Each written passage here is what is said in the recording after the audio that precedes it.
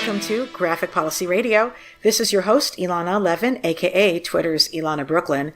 This is the podcast for people who didn't need a sequel to tell them that Thanos was wrong, because it's obvious that the solution to the poor distribution of resources is eating the rich, not killing half the world, for God's sake. So that's right, tonight is the night where we talk about Avengers Endgame, and my guests tonight are going to be amazing. Brandon Wilson is back, and if you recall from our coverage of Infinity Wars, he and Stephen Atwell predicted a tremendous amount of what ended up happening in the movie. My jaw was literally on the floor re-listening to the episode, and I recommend folks go back and do it, and if you have any interest, because I was just stunned by it. But anyway, so once again, here's Brandon Wilson is an LA-based filmmaker and educator. He has made 2 micro-budget features. The most recent one, SEPULVEDA, which he co-directed with his wife, Jena English, is streaming on Vimeo. A former LA Unified School District teacher, he currently teaches graduate and undergraduate film courses at UCLA, Columbia College Hollywood, and also teaches film at the Archer School for Girls. He's been reading comic books on and off for almost 40 years. He blogs occasionally and tweets too much as Genius Bastard. Avengers is still his favorite MCU film. And joined this time by one of the biggest, perhaps in America, experts I know, T. Fougner. T is the editorial director of comics at King Features Syndicate. When she's not reading comics at work, she's reading comics for fun, drawing comics, dressing up as comic book characters, or watching comic adaptations on television. Welcome to the show, you guys. Hi. Thanks for having me back. Thanks for having us both. Yeah. So I'm just going to say to our listeners, from here on out, it's just spoilers. Like, I don't know why you would listen to a podcast about Endgame if you haven't seen it yet. You know, it's one thing for me to have had a Shazam podcast that was spoiler free for the first 15 minutes, because I know some of you are probably making up your minds about whether to see it or not. But I feel like the question of whether or not one should see Endgame is answered by, did you watch the last movie or not? Okay, then that's that. So from here on out, spoilers 100%. And to kick us off, T, what was your overall impression of the latest movie? So I was completely shocked to find out that Rosebud was his sled. But so I was actually really disappointed by this movie, and that's not to say I didn't enjoy it, because I thoroughly enjoyed experiencing being in a movie theater on opening night with a lot of very excited people, and everybody's like exclamations of glee over all of the little things that, you know, people had been hoping for, or, you know, sort of moments that called back to previous Marvel movies, which there are now 11 years of, if you only count MCU. But I didn't feel like it really actually delivered very well on narrative arc, and it mostly just felt like fan service to me. And I also felt like the filmmakers were more interested in getting the scenes that they wanted into the movie, and because of that didn't really think about the ramifications of some of the social commentary that they were creating. Yeah. And I hear a lot of that, relate to quite a lot of that. So where do you fall on that, Brandon? Let's see. I liked the film pretty well. I did see it a second time just because I just feel almost like if you're going to talk at length about a film, you should see it a second time. So I saw it on Friday, and then I went back Sunday at 7:45 in the morning, and the theater was two-thirds full. Wow. And a lot of kids mostly, but yeah, it was 2/3 full. And so obviously I've sat through the film a second time. I think, like a lot of the Russo brothers films, it feels very, very uneven. There are things that I thought worked well. There are things that maybe don't work quite so well. I feel like, with the exception of Winter Soldier, which is kind of sui generis in their output, because it's a very tight story. It's also, and I may just be projecting this on them, I think it's really the story they were best suited to, because you don't have people who can move buildings with their mind, or lift, with class 100 strength or things like that. So Right. I think, and they even said, the Russos, that they felt somewhat, they weren't sure how to deal with a character like Scarlet Witch when they were first doing Civil War. So I feel like maybe I'm projecting that on them, but it's like I feel like all of these things. It's just ironic that they've gotten the biggest part of the franchise, the sort of flagship, because in a way that maybe isn't their strong suit. And so I think with all of them, with Civil War, and both Infinity War and Endgame, you can sort of see that this is not necessarily their jam to have so many characters, and sometimes things work and sometimes things do not. Ultimately I enjoyed enough about the film. There's a lot of things to sort of think about, and I've had fun talking about it with my family and with people online, and so you can't talk very much online because of course it's still we're still in the first couple days, and so it's bad form to talk about this publicly. So this is actually the first time I'm talking, about a lot of it. But there were enough things that I liked that I would put it in the upper half of at least of the output. But I wouldn't by any stretch call it my favorite. I was, a little bit surprised at how many people were already claiming this is their favorite. Although I guess I get it because of the emotional payoff and the sort of sense of this as a proper threequel to the whole, because in effect, this is like a threequel, even though this is the 22nd film. It's not even the third Avengers film, but yet it kind of feels like one. It feels because it has that sense of like wrapping up, and this is the conclusion, or like Return of the King or Return of the Jedi or any of those things. So anyway, for me, I'm not saying I didn't enjoy the movie, but it didn't fully feel like a movie. It definitely felt like a sequence of points that were being hit and things that were being conjoined together. And the result was that there's some great moments, no doubt. Right. There's other things I disagree with in some fairly serious ways that I think like undermine some of the themes that they've been setting out from the start. But ultimately, what I think it really did for me, and I'm speaking as someone who I really love Winter Soldier.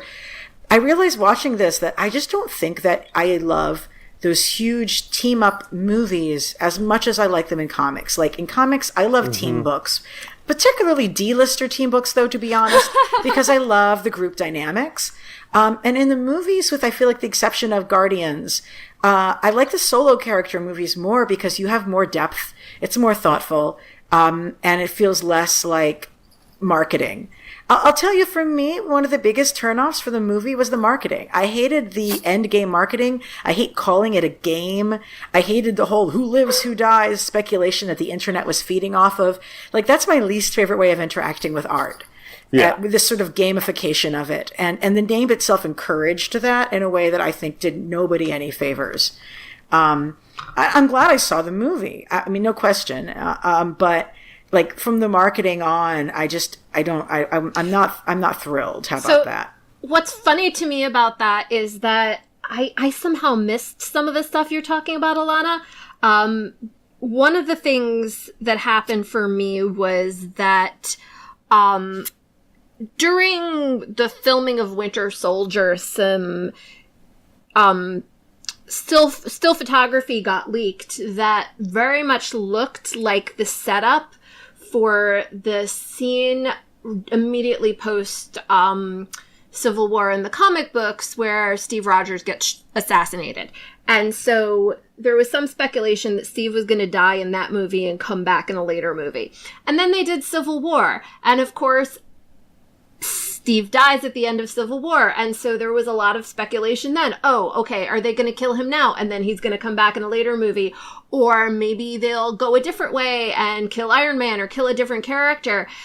And I just got so tired of people speculating that somebody was going to die and then nobody died that by now I was just kind of like, okay. And it didn't even occur to me to speculate about who was going to die.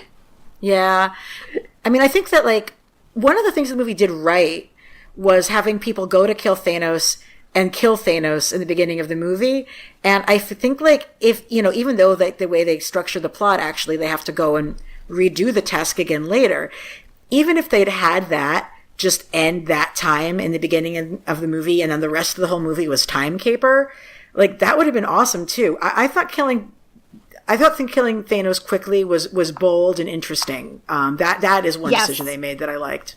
Yeah, I would absolutely agree. Especially having literally suspended the audience, and for a whole year, just left us on sort of tenterhooks about what was going to happen. It was, very almost like them responding to, okay, we know we've kept you waiting long enough, let's do this. But of course, the rug's pulled out from under you because killing him doesn't really do much.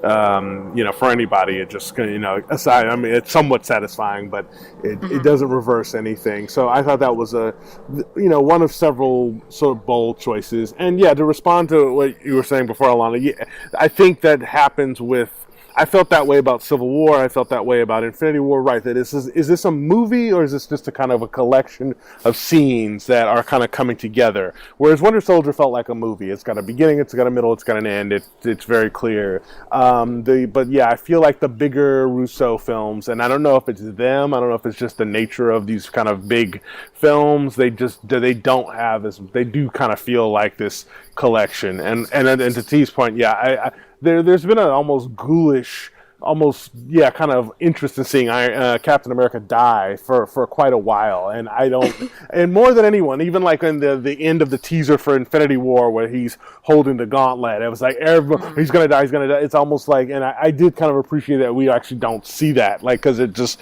this has been something that people have just been done more so than Iron Man or anyone else. People have just been kind of waiting for the death of Captain America for some reason. I don't know why. I don't know if it's because he's such a Christ figure that it's people have this need to see him crucified, or because he's this guy who is not really superpowered, who constantly is being put into situations where he's fighting people who are vastly more powerful than himself, and I don't know if that's got anything to do with it. I think a lot of it comes specifically from, what Steve is as Captain America, and the fact that it's something that, if you're a longtime comics reader like I am, you get very used to this idea of, Steve is somebody who has been put in the position of representing and symbolizing something he ends up really deeply disagreeing with.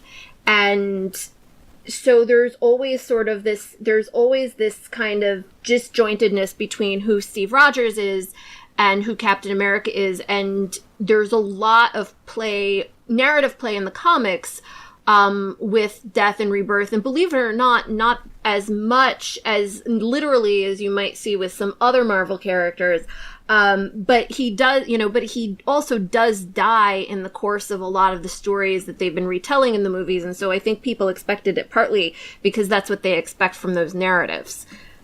Mm-hmm. I also think that, the movie has been setting up the proteges for Cap in a way that they haven't really done for some of the other characters. Yeah. I mean, we knew they would also be killing Iron Man for contract reasons and for some symmetry. But with Cap, it was sort of like we have the next Cap waiting in the wings. And I also want to talk actually about the Cap storyline, like how that concluded. I'd heard people speculating that, maybe Cap's happy ending is that he gets to go back in the past and live out his life. And I really struggled with that because for me, Captain America is very much a character about political engagement. And my Captain America doesn't go to the past without I don't know, stopping the MLK assassination and doing something about the AIDS crisis. And I feel like he also would realize in which the ways that going back and changing history could be problematic. And so I could just imagine him feeling tortured this entire time. Sure, he gets to be with Peggy Carter, aka the only woman he's ever had chemistry with. But by the same token, and God, I love Haley Atwell. Yes. But by the same token, it's that's torture to know to have prescience of the future and be unable to act on it. When you have this great moral center of leftist awesomeness that Cap has. Is that a happy ending for him, really? I think the movie says it is, but I have a hard time believing it. Yeah, I would say that one of the things that did not, first of all, I think Endgame, most of the time, the physics of the time travel it's pretty baffling, and I feel like they just didn't care, and they just sort of like, Yeah. we're doing what we're doing, and we don't really care about any of your nerd rules, and they just sort of just dismissed it, with dialogue. And I also, like, on the one hand, sure, Cap being reunited with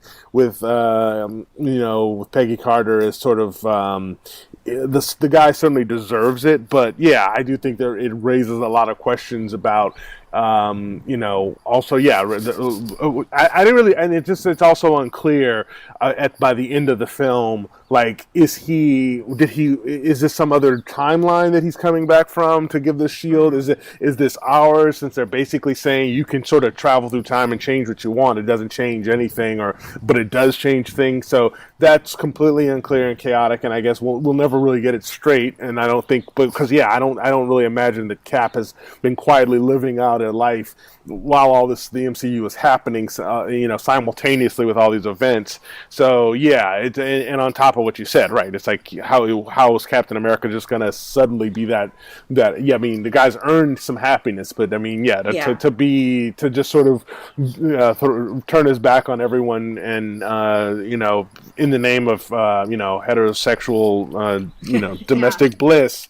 It doesn't really feel right for that. And of course, my prediction, which is funny, I had the prediction I gave on the show a year ago, and ended up being more accurate than what it evolved into in the intervening years. And shout out to Stephen Atwell he completely nailed it with the time travel. Time travel? He called it completely a year ago that was going to play a big part in it. And I had said that Iron Man would do it, but then I began to think that the stones would be entrusted to each of the original 6, and that they would and then Cap would get the Soul Stone, which would allow him to sort of be with Peggy, because of her sort of being a spirit and all that. But instead we get this, which is more definitive, more that he's living with her in the real world, but it somehow raises more questions than I mean, if you care to examine them beyond just leaving the theater going, that was great, good for him.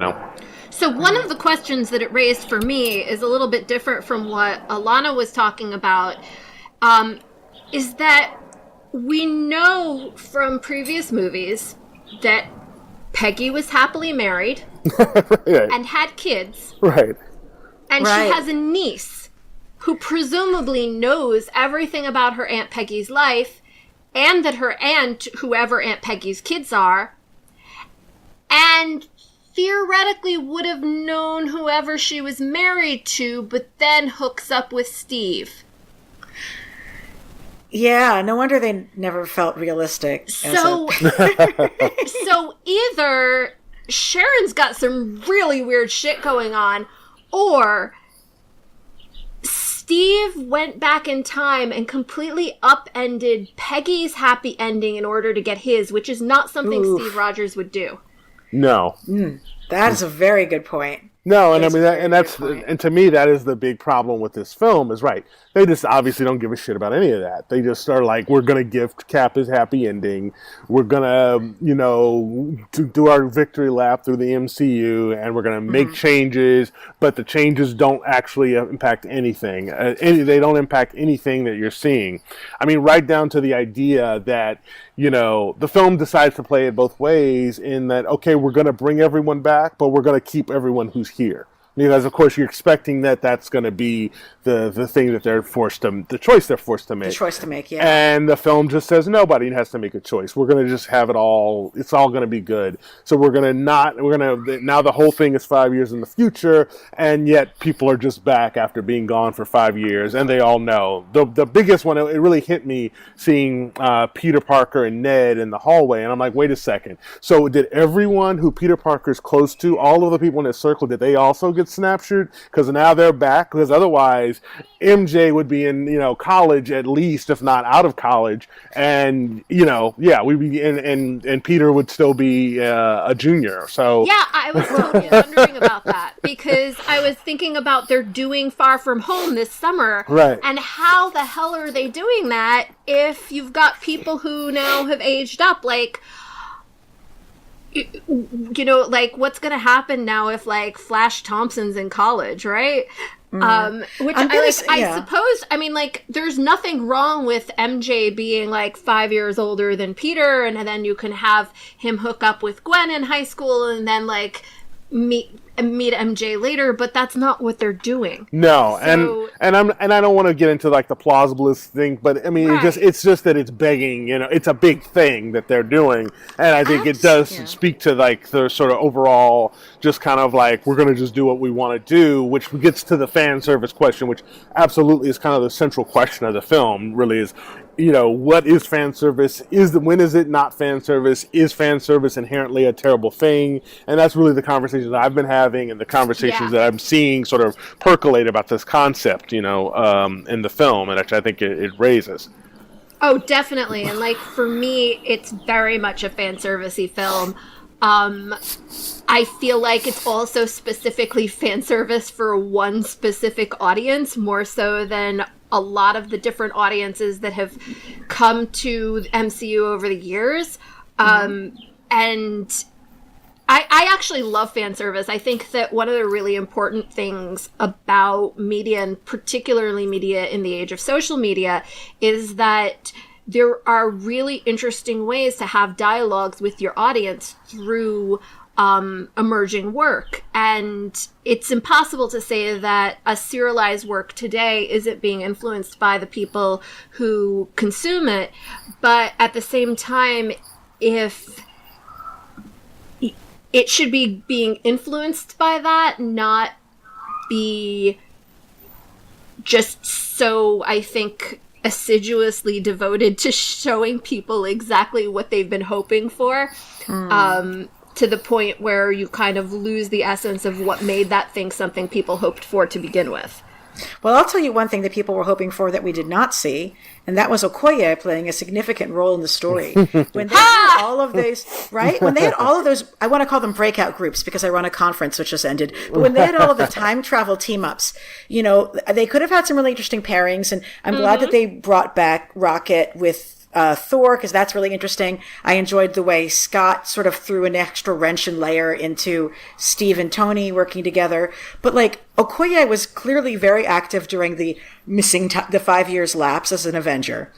You don't have any active black women. You hardly have any women at all. The fans love Okoye. And in fact, when they realized that they'd forgotten to have any black women on the promotional poster, she's the one they threw on.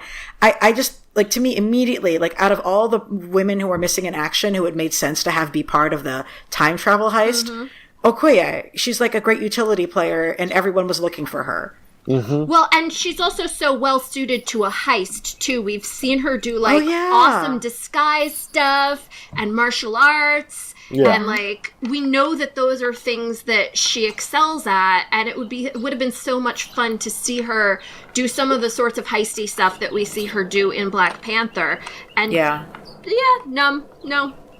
no. Well, one thing I want to give the movie credit for is there's two political moments that I just really wanted to shout out. One of them, Spencer Ackerman had voiced so perfectly on Twitter, which was that there's like literally a line that we think is said by Cap, where he says, "I want families to be reunited and a sense of normalcy to be restored to the world." Yes. Which is such a, what's the word I'm looking for? Exactly as Cap is, like New Deal Democrat white man analysis of the problem and the emergency that we're in. Because it's true, like, if you're the New Deal Democrat white man, then you are looking for a sense of normalcy to be restored to the world. For a lot of people in more immediately traumatized situations, the normalcy that of life before the Trump administration was also not acceptable. But like, I appreciate the sentiment behind it, absolutely. And I did think that it was very clear social commentary. But the other moment that just really killed it for me in social commentary is like, you have in the big fighting scene at the end, you've got the icon of New Deal America, the spirit of New Deal America, Captain America. He's at his most beaten, like he's actually like bloody in the face in a way we've never seen him before. And he's completely beaten down. And who comes in to rescue him? But Africa.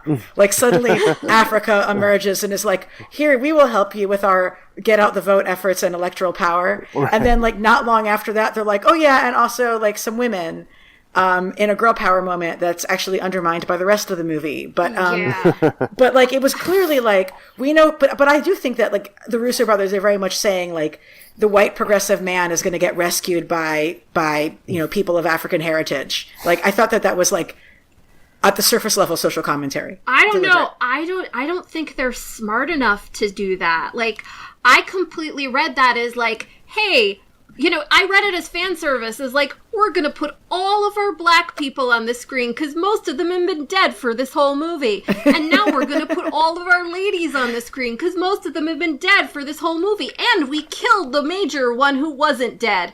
And so, like, to me, when you have to put all of your characters of the same marginalized group on the screen at the same time, you're not doing a really good job of representation. I would bet money, lots of it, that was a reshoot after Black Panther came out. Like, that to have the first portal open, and you hear Sam, by the way, you hear Sam's on your left, you know, of course, that callback, but then it opens up and you get, you know, Okoye, T'Challa, and Shuri. I would bet anything that wasn't initially, that was part of their sort of last round of reshoots. Because if I'm not mistaken, they started shooting in 2017, and it would have gone... They would have been shooting for a good deal of into almost 2018. So by the time Black Panther's out, they probably shot most of Endgame. But yeah, that does seem like, of course, that's the person that's going to get the biggest applause after having this, you know, wildly successful film. Both playtimes I saw, people clapped when they saw that Black Panther was back. You know, so yeah, I wonder, and yeah, I don't really see the Russos as having that kind of, being that kind of sophisticated, having even that analysis, but it's a good read nevertheless. You know, and it's interesting because I think this film doesn't.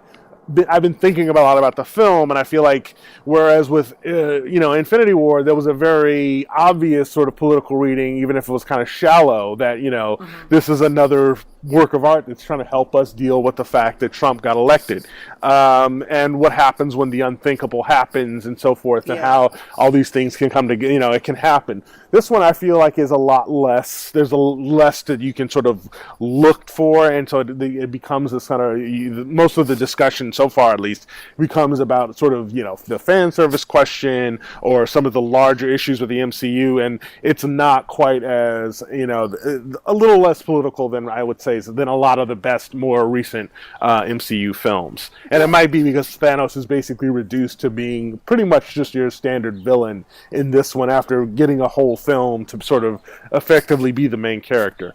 Although I'll tell you, Brand. Yeah. Oh. Sorry, go ahead, T. So I was going to say, well, I feel like the thing about this movie was that it was trying to do something. I think it was trying to be a movie about aftermath and about PTSD and about how people respond to a hopeless situation when they realize that they can't fix it. And I don't, you know, and I think the issue is that it didn't necessarily succeed at that because so many of its depictions of those things were really horrific.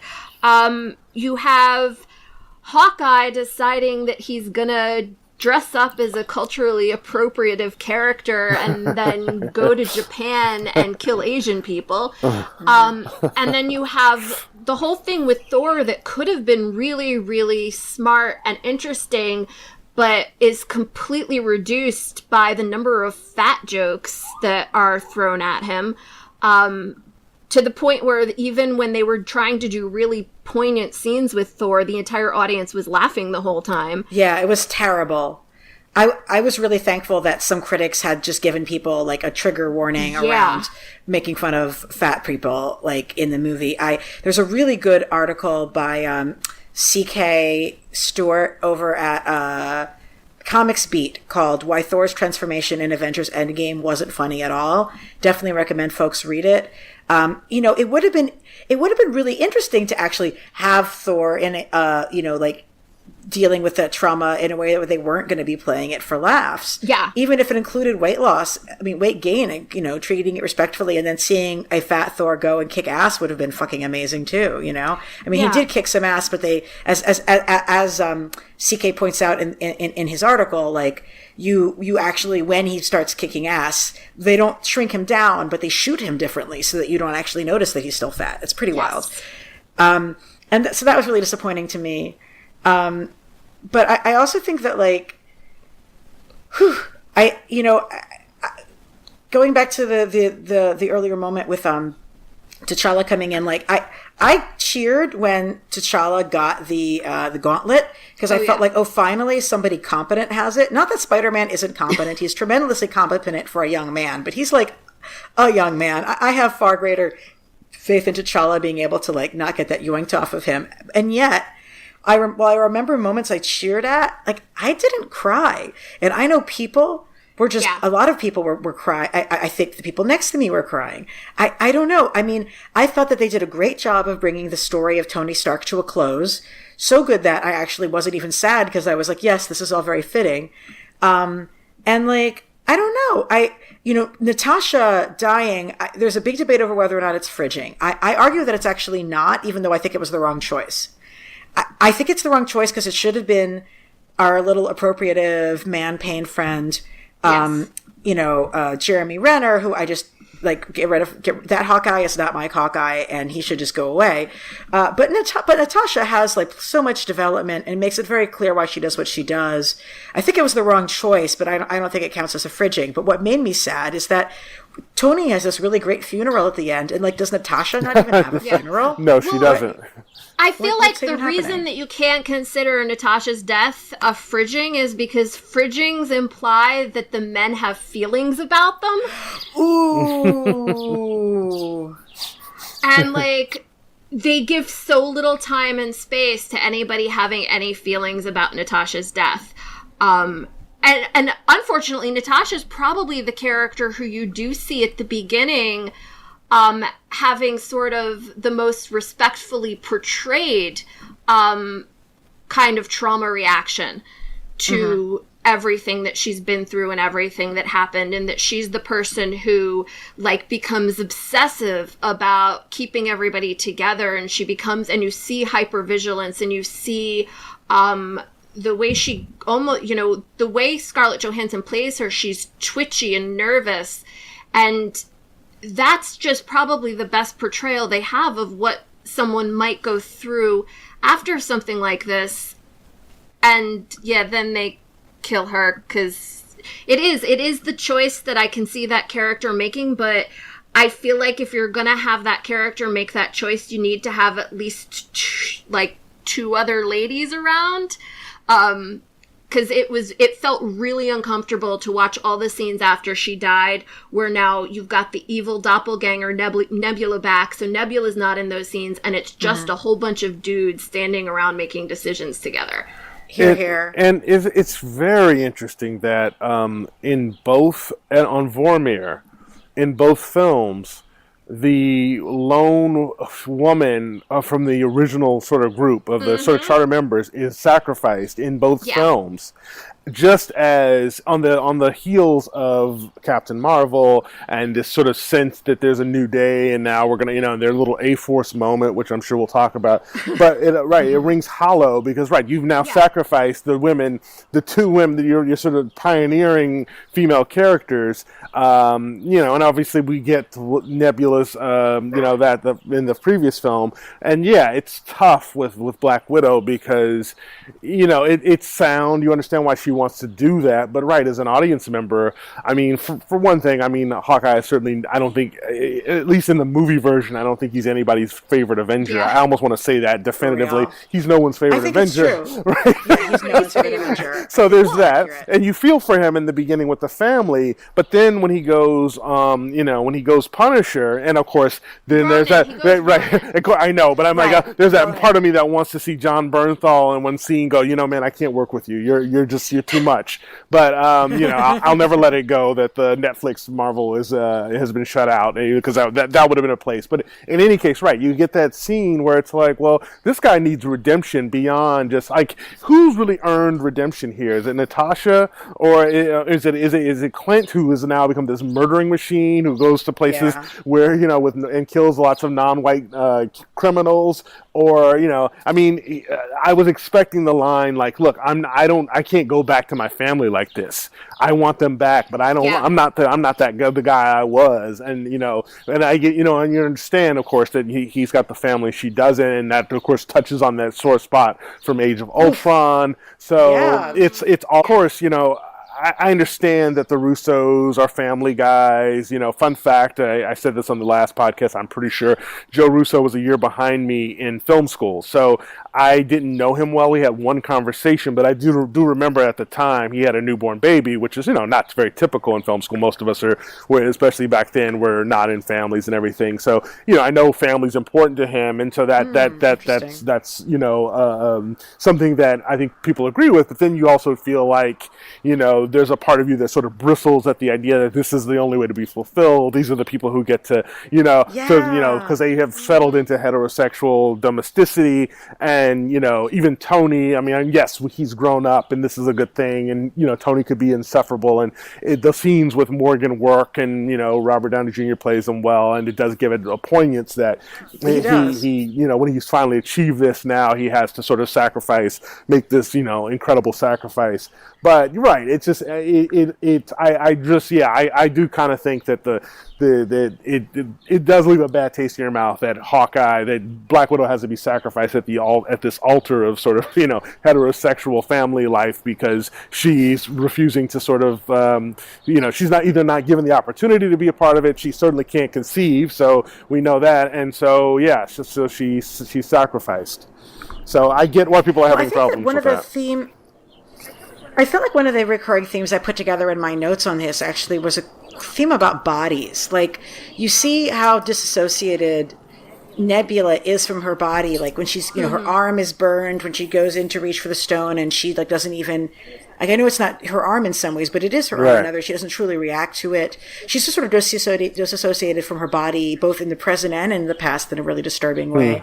They have the way they're treating Thor's body, which was, questionable and effed up as hell. But one of the things that that the movie did get right, Stephen Adwell brought this up when we saw the movie together when we saw it. He was saying that as an amputee, he felt like the way they handled Rhodey's disability and having this braces, and he says something like, "It's not the same, but you make it work." Mm-hmm. He's like, that was really relatable, and he thought that they did a good job on that. And I was pleased to see expanded work for Don Cheadle in this. He doesn't get his own story arcs, but he does get his own weight. So, while they should be doing more with giving him his own story arcs and treating him as an equal, which they do not treat him as an equal, at least the character has its own, is a weighty character, is a weighty character for him to portray. And it was good to hear that someone, who's an amputee felt like, that they'd gotten that part of it at least feeling okay. So speaking of buddy parts, I want to talk about Cap's ass. I should say America's ass. America's ass. Actually, I left the movie saying, "Oh, I'm really glad they've given me another nickname to use to refer to my husband in public in awkward situations." But so we actually have a listener question from T's husband Jay that I want to now read to us. That I hope that we reflect on and can offer some insight into. Because truly, I feel like it is an honor to be asked a listener question from Explain the X-Men podcast. So Jay writes, I would very much like to hear your panelists discuss the concept of, quote, America's ass as it relates to the super soldier serum, bodily autonomy, and conceptions of identification versus ownership. And I'm like, yeah, oh my God, that's a great question. Let's talk about that. T, do you have any thoughts about this? Sure, I have some thoughts about this. So actually, one of the things that I think spurred Jay asking this question to begin with was my asking the question, was it America's ass before Steve took the serum? One of the things that's really interesting to me about Steve Rogers, and particularly the way Chris Evans has portrayed Steve Rogers, is that Steve's always been very self-conscious of his body. And I don't mean self-conscious as in that he thinks he looks bad, but he starts out as this very tiny person with disabilities. He's got asthma. He's got some other health issues, and then turns into Captain America pretty much in the course of a minute, and so if you watch the first Avenger, he is so clearly out of place in his body. And then you see little bits of that come back over the series. I think less so in the more recent films, but it's always been something that he's just never, you get this sense that Steve's never quite comfortable in this body, doesn't necessarily always perceive his body as being his body, and it was given to him by the United States government. So whose body is it really? And that's something that comes up a lot in the comics where, he was given his powers by the U.S. government. Who controls those? Who owns those? Who does he have a responsibility to because of those? And so to see baby Steve from First Avenger get to the point where he can look at his doppelganger and be like, gosh, that's a fine ass. It's just like, it's really heartwarming to me that he's grown up that much, and that he's also sort of shed a lot of his self-consciousness about his body and what he looks like and the image that he portrays or projects. That's really beautiful. That's really beautiful. Like, I had really looked at it previously as just being like, I appreciate that this is a movie that acknowledges that people look at male bodies with desire. And the Russo brothers have hit that before, and that's one of the reasons why they're, like, good at their jobs. It was less of a thing in the last movie, if I'm not mistaken. Wait, what movie was Thor having a freak out with his shirt off for no particular reason? That wasn't the last one. That was Civil War, right? Okay. But so I was like, okay, good. This movie acknowledges that, like, that people want to see Cap's ass, which in and of itself, it's sad to say that that's a feminist thing that's acknowledged, but like it is. But it's true. Like I just think I think the point you raise is like totally right on. And any thoughts on that there? Anyone else? Yeah. It's funny because it is obviously this throwaway line and it's sort of light, but no, it does raise this issue. And in a way, I guess it kind of, you almost have to forgive if Cap, I mean, and the thing he struggled with the whole time is to like, can I have anything? Like I've taken this serum and I now have this body and I now have this responsibility. Can I just have one thing? I have to give up Peggy. I have to give up the world that I knew, my best friend. And so in Civil War, you do kind of feel for the guy that he's finally made one choice that, that for himself, and that it causes, this rift and so much sort of, unrest. And then, so then coming back to that, I enjoyed Cap a lot in general in this film, and just seeing where he'd come from. I thought, just even his reaction to his sort of 2012 doppelganger with the suit, which I almost saw as like a sort of meta thing about the fact that I feel like Joss Whedon never really understood Cap, or never really, especially in the first Avengers. Age of Ultron, maybe he's sort of a little bit warmed up because maybe he's seen Winter Soldier or something, I don't know, but I feel like in the 2012 Avengers it's just very clear who Whedon really identified with, and it wasn't Steve. It was much more Tony, and not really seeing Steve as anything but more than like a straight man and someone sort of and so and that he's come a long way from there. I mean, it is America's ass, right? Because it's like they literally gave it to him, and so.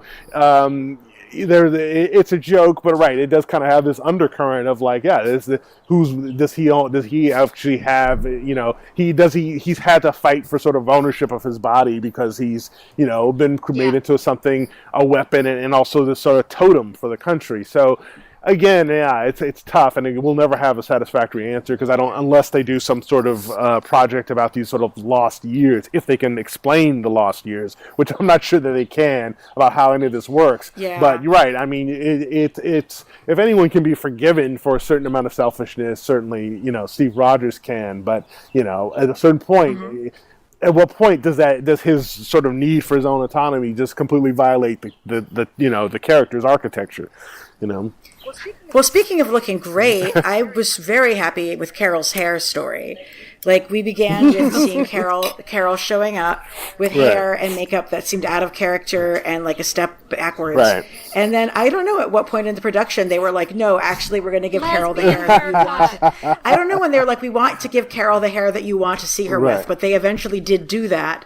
And it's not even like a bisexual bob. They like straight up gave her like they gave her lesbian hair, and it looks wonderful on her. Yes. And it's remarked upon, and it's interesting, like, her hair is, like, you know, they talk about, like, oh, this is the MCU movie that has a gay moment because I mentioned something under my breath in a support group, and I'm not a superhero character, and I'm unnamed, which is, like, yeah. I think it's fine for the Russo brothers to have that character, but it's not fine for them to talk about that character like it matters, because it doesn't. So to this point, the gayest thing in the movie is Carol's hair, especially since we don't see any interactions whatsoever between, like, Steve and the other characters. Like, so the gayest thing is Carol's hair. Applause to Carol's hair. Yeah. Although that's another thing that I was really disappointed that we don't see Maria and we don't see Monica in this movie at all. Yeah, we don't know what happened to them. I was really, like, the thing that I was expecting from this movie was that part of the whole passing the torch would involve, you know, characters like grown-up Monica showing up. You get a little bit of it with, you know, you kind of get the, like, presage for stature and maybe, you know, Clint's daughter. But there was no Monica, and that was so disappointing. And mostly because, obviously, you know, I expect that Carol and Maria have been keeping in touch and are still married. And, you know, so it could have been gayer. Yeah. It's... And you know, and you get this moment with, you get to see this whole story with Ant-Man playing out with his daughter. And we don't get that equivalent with Carol at all with Maria, even though Maria is definitely, Monica. Yeah. Blah. Monica is definitely her daughter in the construction of this movie. I mean, what do folks think about the centrality of Scott to the plot here? I thought it paid off pretty well, and I thought it was good. Yeah, I thought that it was a great choice to have Scott kind of really come into his own because, you know, he was in Civil War, but that was kind of, you know, more of just sort of a comic relief and not, it was nice to have him finally kind of take his place amongst the heroes and really be the one who is, you know, who's got the idea, the one who is like the obsessed, the one who has to really convince everybody else that it can work. So good on him. I don't know why Cassie Lang aged 10 years and 5 years. I would like to have someone explain what's the science behind the fact that she was like 7 or 8 in last summer and now, or 9, okay, and now she looks like she's 18 years old, but okay, so be it. But in any case, yeah, a certain amount of that is expected, and it's under, you know, that we're going to have, you know, put certain characters that are not from the first generation, sort of moving them up a little bit. But it's like, with a movie like this, you're always going to be frustrated. There's so many things that, you know, whether it's, you know, the Rambos and Carol and her sort of finally interacting with sort of the 21st century Earth. I mean, nobody's really a big fan of Star-Lord right now, but I mean, Star-Lord is back on Earth for the first time since he was abducted, and I get it. It was, you know, it's like the movie can't be 5 hours long. Maybe there'll be a cut one day, and I'm sure there is a cut that's 5 hours long. But right, there's so many characters, there are so many combinations that you spend days thinking like we didn't get to see these two interact because there's just so many. Yeah. I mean.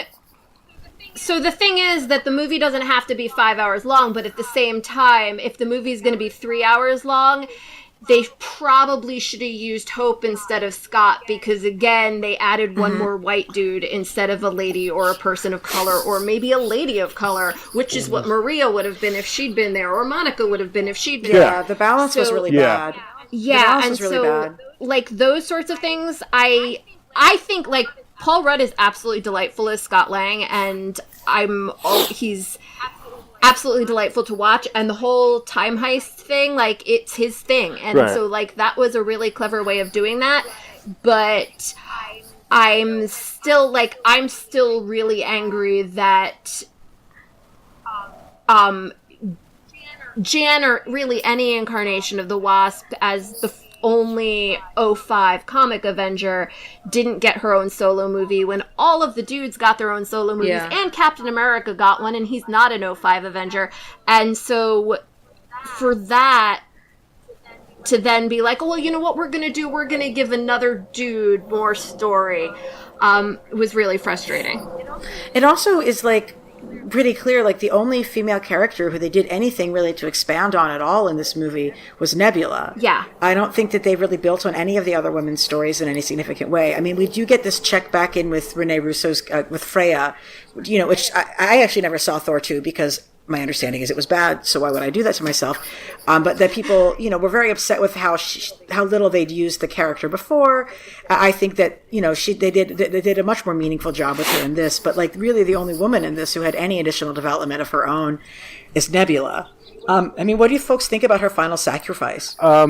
Which was also a listener question. Yeah, and I do want to say that Freya or Frigga, I can't ever tell which one they use there's one in the comics and there's one in the films, but it's Frigga in the films. Yeah, so okay, I was real. actually kind of pleased to have her back, and that we didn't need, Odin. I think we've all seen enough of Odin, frankly, and that was actually a nice.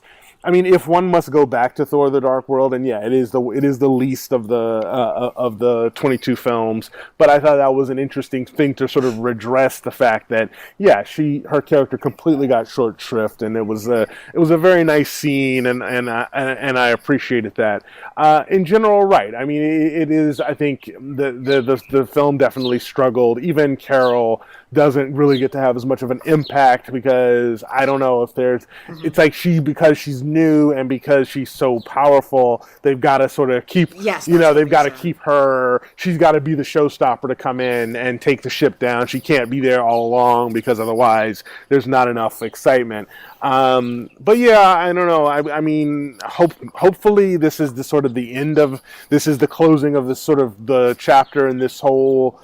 Era of the MCU. There's, hopefully, there seems to be some changes happening because, it was pretty imbalanced after, and only is sort of exacerbated by sort of the formation moment that's there. Which, I know my wife who watches these films, she kind of also rolled her eyes at it and felt like it was just like she didn't feel what she should have felt, and she just felt like it was, an empty gesture that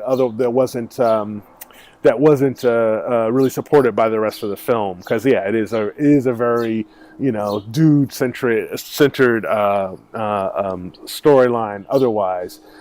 Even Valkyrie only gets so much, and yes, at the end she's now the king of. She gets a Pegasus. Yeah, she does get her. She gets her horse. She gets to kick some ass, and I mean, and of course this is the other thing that one thinks about is like, what's the future here? Like, where are we going? So is Valkyrie is now he says king, which I think is very interesting, that you're the king they deserve or something to that effect. He doesn't say queen, and so is she going to sort of be the new Thor in a sense? Is she going to sort of do what they did with sort of Jane Foster Thor in the comic books?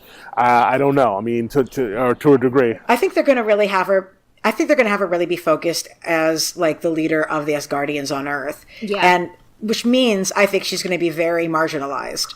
Like, if I were her, I think having her be a leader of the Asgardians on Earth is really great. Like, that's a great role for her to have. But in terms of the narrative of the movies, I think it writes her out of the story largely. It's basically making her a high elf.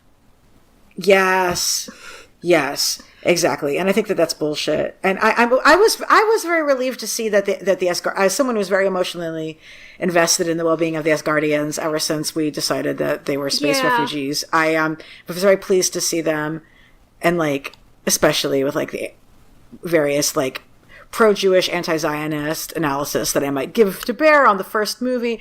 I was very happy to see them like making their way on Earth and like having a place that they were, living in, and like that was a nice thing to see. But I just think this is them writing her out, which is ridiculous. Meanwhile,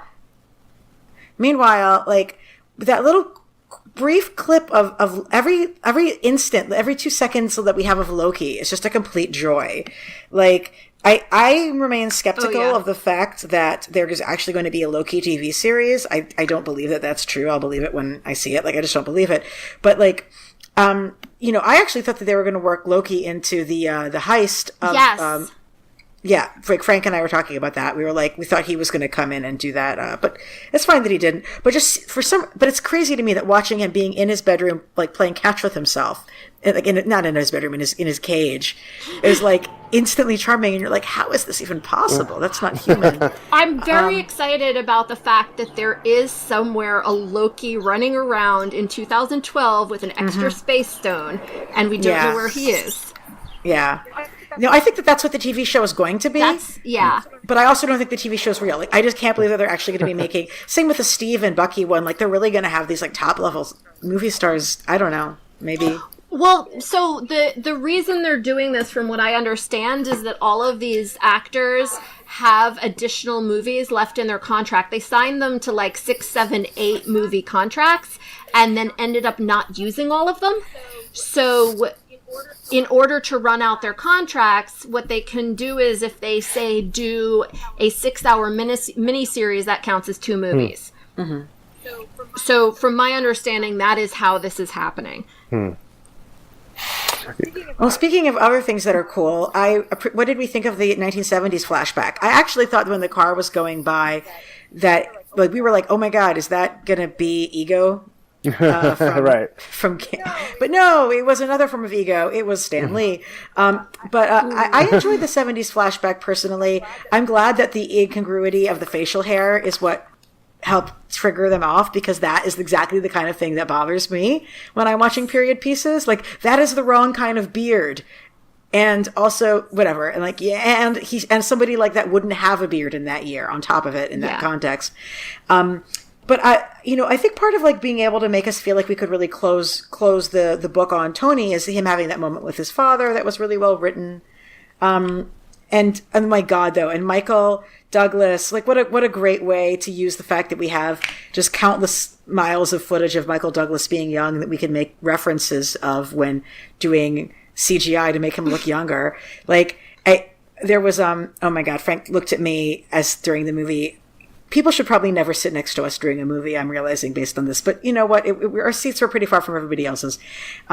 So when he's like, when Steve, in a moment of like showing again that Steve is a smart fucking dude, is like calling up, is calling up Michael Douglas and saying like, you got to go check on this box to like fake him out.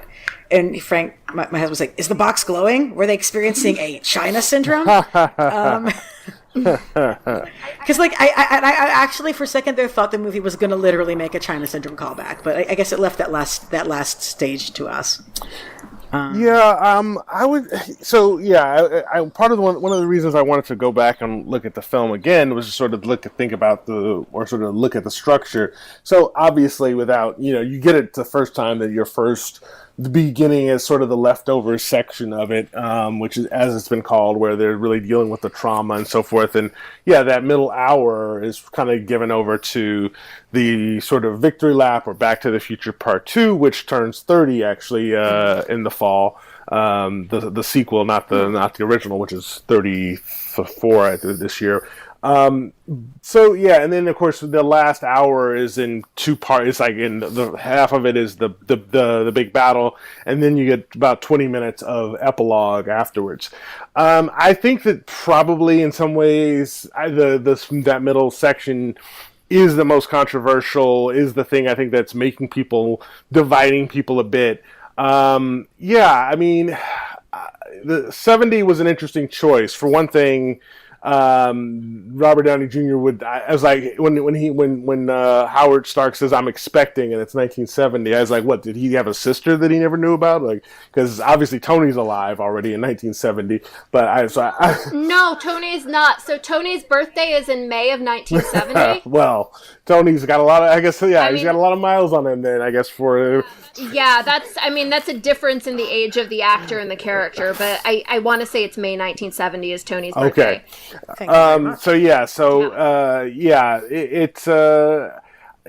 It is interesting though that so much of the film, I think it's at the core of the film, especially that interaction between Tony and Howard Stark. It's like, on the one hand, it really, the film wants to be this sort of meaningful exploration of it's really the most significant event in a human being's life, which is loss, which is death, which is how do you move on? You know, I love the sort of Fincher, the David Fincher sort of support group scene where Jim Starlin has his cameo, where Cap is mouthing these platitudes about moving on and doing his Cap thing, even though you know, and Chris Evans does a brilliant job of conveying it. He doesn't believe it. He can't do it, which he reveals later. So there's that, right? It wants to talk about sort of loss in this very meaningful way that is true and truthful, and yet it's also a superhero movie. So it's also like, you know what? Fuck that. Let's get everybody back because we can do it because we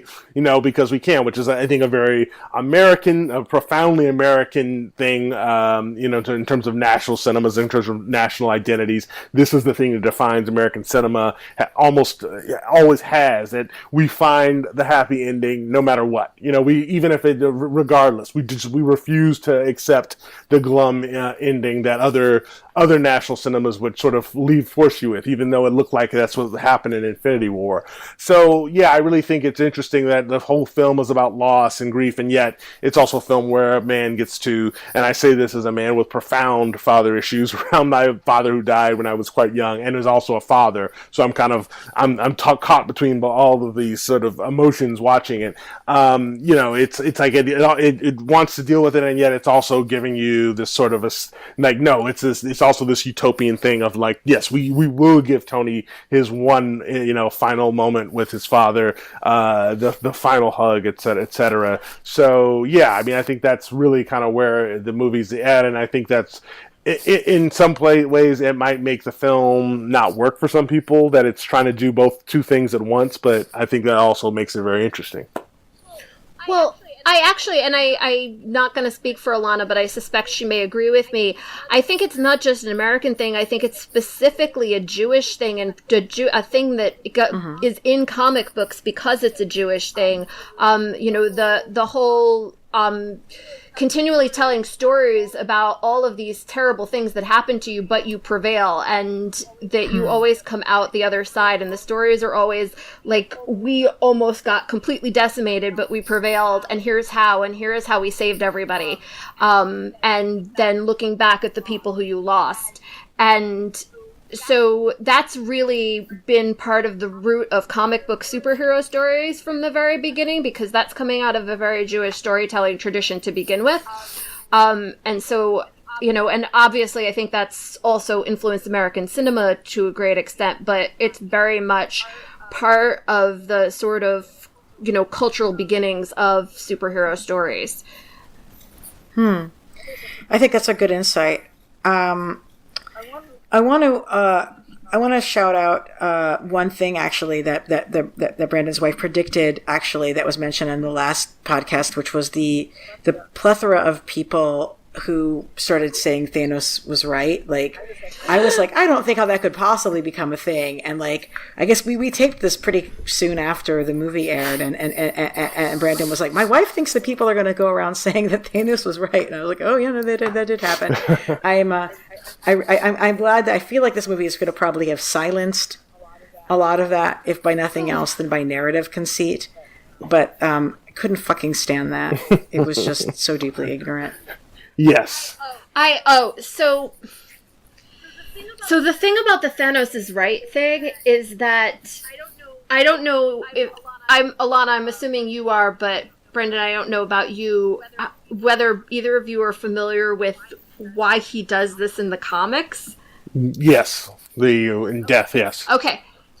Yeah, so basically the reason that he kills half of the living creatures in the universe in the comics is because he's in love with Death, and Death is mad because she's discovered that there are more living things alive today than ever have died in the history of creation. And she decides that this isn't fair and there should be more death. And so Thanos definitely kills half the universe in order to impress a girl who then definitely friend zones him. And then he uses his like weird god powers to turn her into this like creepy, like, I don't know, it's all weird. But anyway, it's one of those things where, like, I feel like it's almost sort of what they did with the movie was trying to come up with, like, a rational justification for something that's, like, such a fuckboy thing anyway. Mm-hmm. Yeah, I mean, I mentioned this on the earlier episode, but, like, I was really hoping that it was going to be dealing with Thanos being an incel. Yes. Because that felt really timely. Right.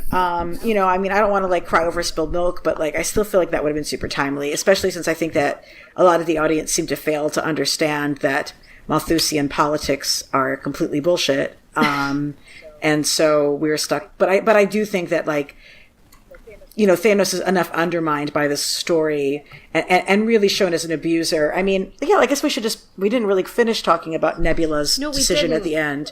So let's talk about Nebula's decision at the end. Like, I really think it shows, like, how abusive he was to her and, like, what she had to brave and endure to become the person she later, you know, became to be. And I loved her playing paper football with Tony. That was, like, beautiful.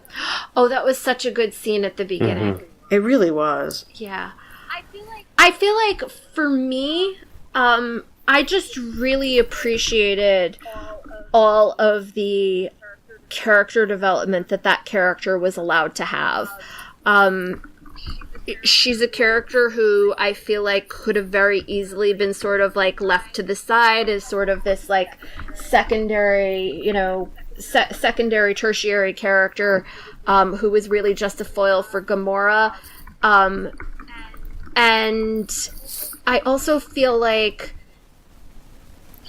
she's another character who, in the comics, is sort of, you know, she's really much more of a literary device in the comics, and giving her humanity, and that was one of the really cool things, was sort of seeing a story about rebuilding a cyborg's humanity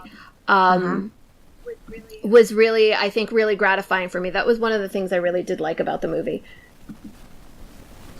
I think that they finally gave her, like, enough personality and real agency, and they got to, like, service her acting ability. It was interesting. I was describing her performance as kind of being, like, a weird sort of anti-charisma. It was very hard. Do you know what I mean? I'm actually not familiar with Doctor Who enough to sort of compare this to her performance as, like, Amy Pond or what have you, but, like, it's a very, like, anti-charismatic performance that is, like, clearly a deliberate choice, and I think really interesting, and makes her stand out from really all the other female characters, and the male ones too. Like, there really isn't anyone who quite comes off like that. I continue to say that Scarlet Witch has no personality, despite the fact that the actress playing her is perfectly good. They just haven't given her a personality. It was interesting. They like, even during that big melee fight scene, they give a moment to sort of pull back for us to be like, you took everything from me. And I'm like, I know. And Elizabeth, you were really selling me on that with what you're saying, but nothing that's happened prior to this other than your acting has sold me on this fact. But yeah, sorry, I'm getting off track here. But I don't know. I did think that Nebula was impressive. And the thing is, I loved the storyline with Nebula from the comics, like, to the point where I do still feel a bit of a loss with it. Like, the whole, you know, thing from Infinity Gauntlet, where here's this woman who's being tortured and dehumanized so deeply that the other characters, just including our heroes, just forget that she's even alive and present on the platform that they're fighting. And then, like, they think that she's completely dead, ignore her exact presence, and she just slips up behind them and yoinks the glove off his hand. To me, it was like this Jim Starlin, you know, hugely feminist moment. Like, yeah, the men didn't even recognize me as a human with autonomy, and that is why I was able to do this heroic act and pull it out from them. And then, of course, immediately all the male characters go and target her because they think she can't be because she's, you know, a blue woman from space, and they're sexist. But I really did I loved that from the comic, and I'm glad we at least got some not the same sort of story, but did some justice by the character here. So on one hand, it was a surprise a bit of a surprise, just a momentary surprise. It's the best kind of surprise where it feels a surprise at first, and then you're like, well, no, this actually checks because this is Nebula, and yes, she has been at the sort of suffered this incredible abuse at the hands of Thanos, and what that does to people.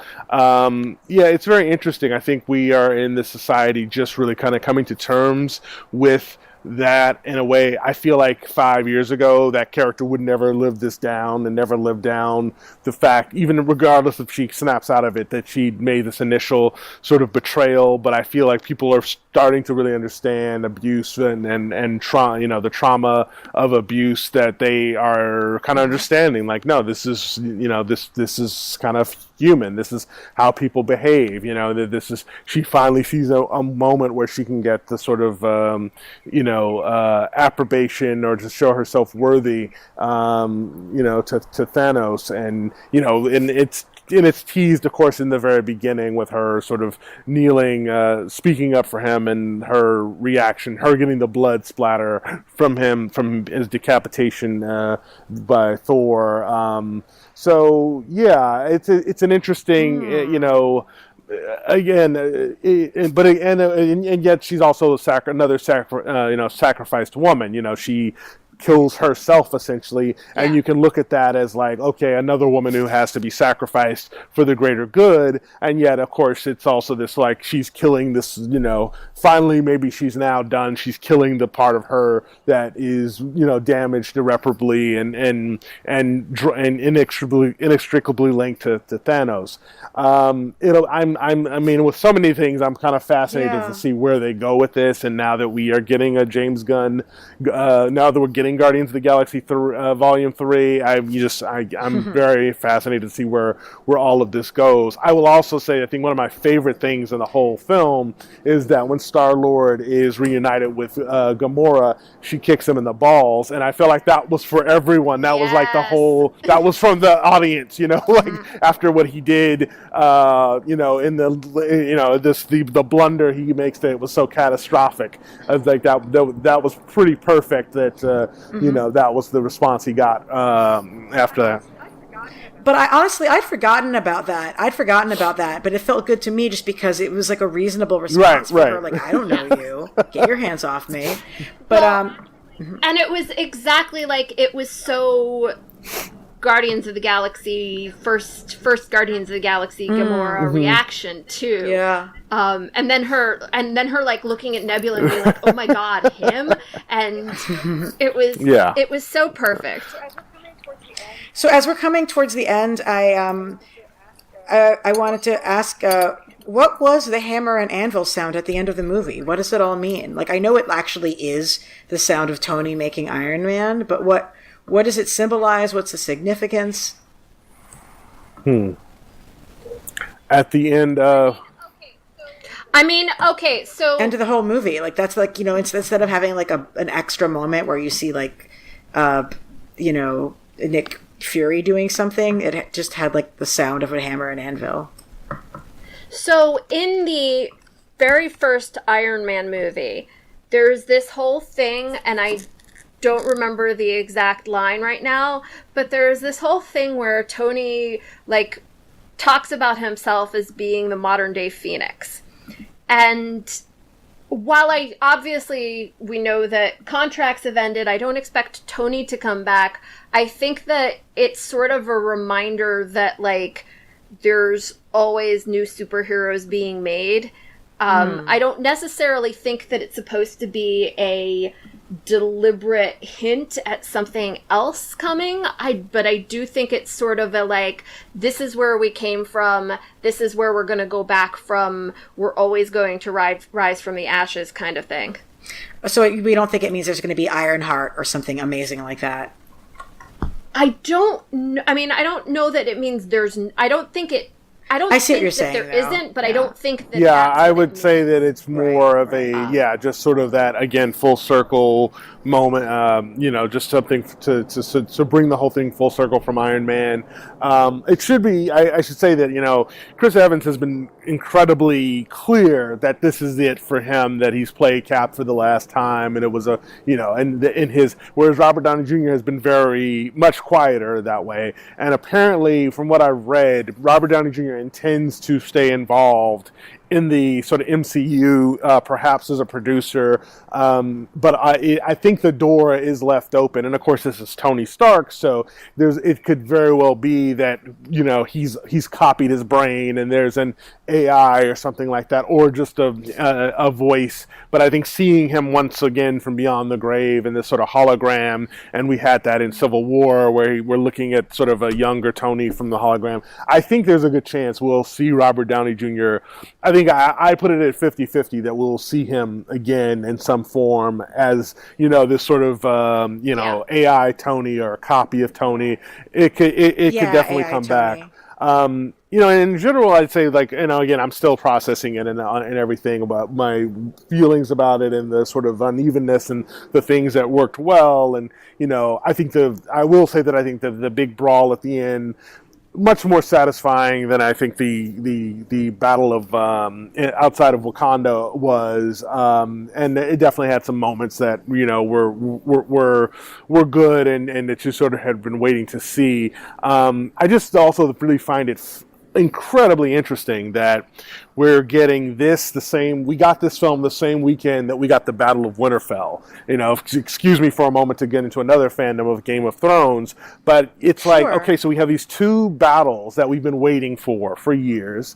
And in both of them, this is, death is like the big thing that's kind of at stake here. Not in the traditional, like, if we lose, we die, but in the sense of in one story, they're literally fighting the dead, their own dead are potentially become their own enemies.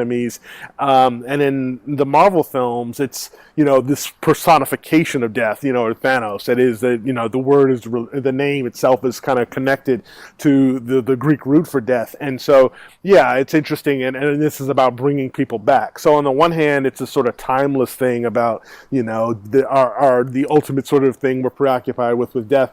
And yet also, I can't help but feel like,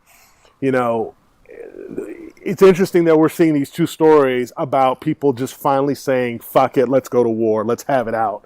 Like this long simmering sort of thing that's been building forever, and this sort of, you're seeing like the audiences are sort of like really enjoying seeing something where people just finally go head to head and have it out. After it's like no more threats, no more tension, no more waiting. And we're not in an election year yet, but obviously it's coming, and it feels like with the tenor of the country right now and all this incredible tension, and that does occasionally explode into violence, but I wonder how much this is sort of tapping into this sort of feeling that there's something coming, that there's a showdown of some sort coming. I mean, you do have a president who essentially is calling on his followers to rise up violently in his defense if something, doesn't go his way. So, yeah, I've been thinking a lot about that, about, what our pop culture is sort of saying about our state of mind right now, as a society. Obviously, these things are done done a little with some lead time, but they also have an uncanny knack for kind of, just the timing, whether it's 2016 when all of our stories were about superheroes fighting each other, and the last time we had an election year. So yeah, that's kind of what I'm still chewing on. It was interesting for me, like, this cultural weekend was like, I saw Endgame, we watched the big Game of Thrones episode, but before that I had seen the play Cradle Will Rock, which was, one of the Works Progress Administration's government-funded plays, which was then subsequently shut down by the government with armed guards for being too pro-union. And like, there's this moment in Cradle Will Rock, being real about my own personal aesthetics, not crazy about the score, but very crazy about the themes. There's this moment where where the main character, where Harry Foreman is like talking about like when the Boilermakers and the iron workers like come together, the individual fingers forming the fist, and I'm just like start crying in the theater. And, this is a story in which, like, well, I guess that's not true. The immigrant does get killed, but like, there's no death. There's just this feeling of like possibility and hope. And I just couldn't have that same level of, and it's like, this is the sort of moment which it's like, well, it was definitely a starker contrast to me sort of seeing those things in the same weekend, even though they're coming from very different places and serving very different purposes. But like, shit, I cried during Guardians 2. I don't even love Guardians 2, and I cried during Guardians 2. Like, I have Guardians 2 was like sexist and racist as hell in its coverage of Mantis. Actually, wait, I think you were my guest on when Yes. we're talking about that, Brandon. But like, even so, that movie made me cry. And I don't know if I was just all cried out when I was watching this, but I didn't cry watching this. I didn't cry watching Game of Thrones.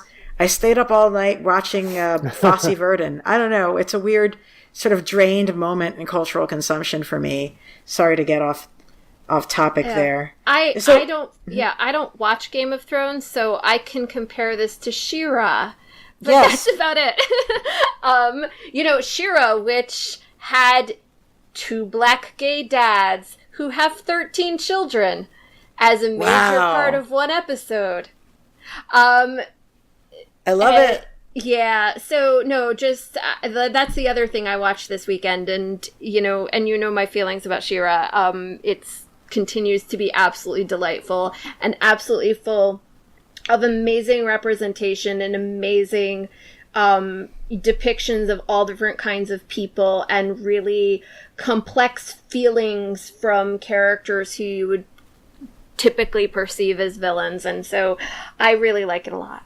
Well, I folks should listen to when you were on my show to talk about it recently. I'm really excited to watching it.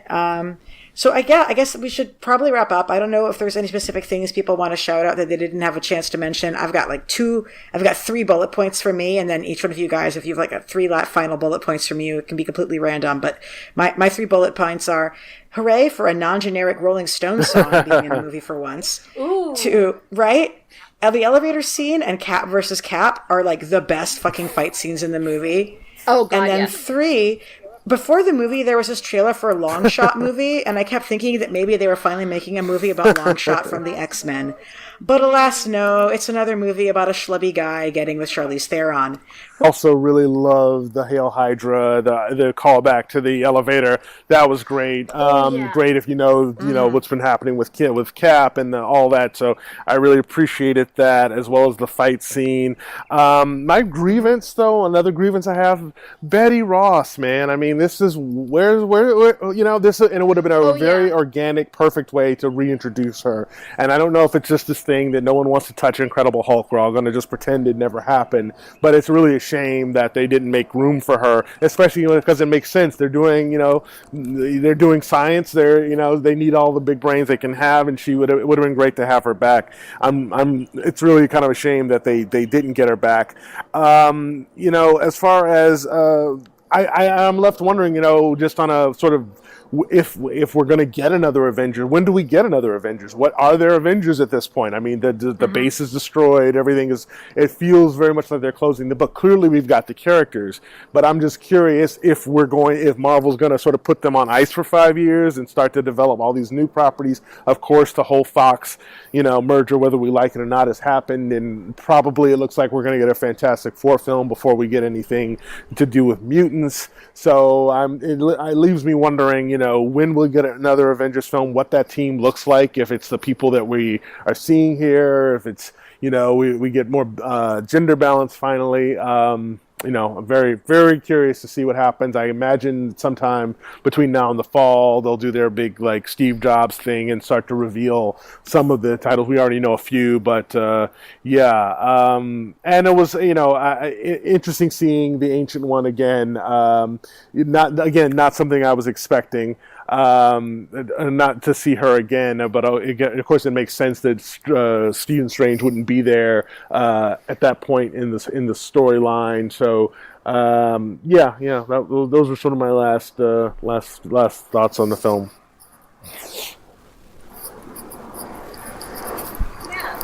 T? Yeah, so one of the things that has been going on a lot in the communities that I've been talking in are people talking about, first of all, Natasha's Choice to Die, which we already talked about a bunch, but sort of questions about, can it be fixed? What if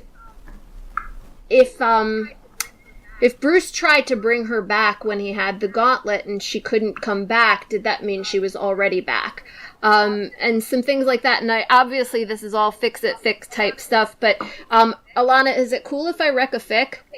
Sure, go ahead. Okay, so there's a really short fic fiction on AO3. The author's name is Amy, A-M-Y, super easy to find, very short. It's called Fair Trade, and it's a really interesting take on, given the mechanics of time travel that we see in the movie, what might happen next. So I highly recommend it. Everybody should go read that.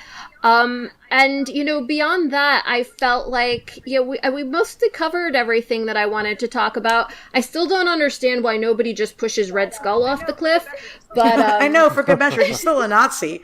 Just push him off a cliff.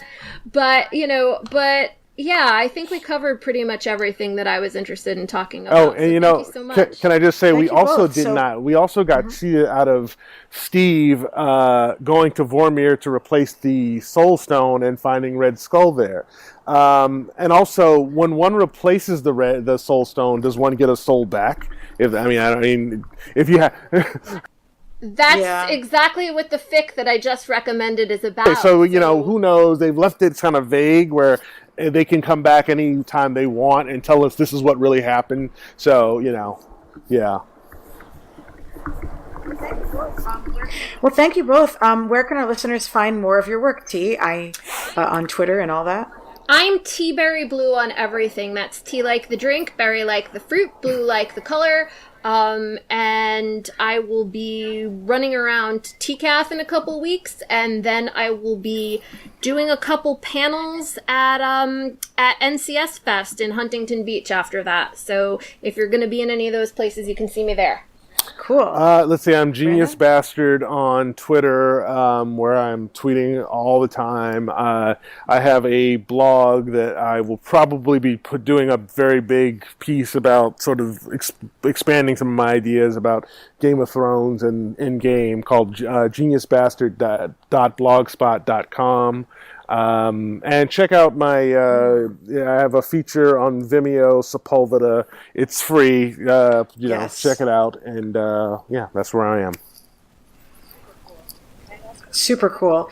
And as for me, I'm on Twitter all too much, and figuring, I suppose, if I tweet for long enough, I'll eventually be like that rat who crawled around on the control pad of Ant-Man's time machine long enough that it accidentally hit the right buttons and restarted the universe. And I'm at graphicpolicy.com and on Twitter at ELANA_Brooklyn.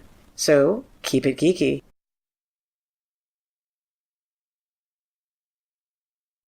Hey, thanks for watching the previous video from Graphic Policy Television. Just by watching, you help support our site. Thank you so much. Now, if you're watching these videos, you probably care about geeky things like movies, television, comic books, toys, games, video games, you name it. You can go and subscribe right now to our YouTube channel to stay in touch and catch all the new videos, or check out our website at graphicpolicy.com. There's a nice link on this end of the video. But as always, thank you for watching. Keep on rocking and keep it geeky.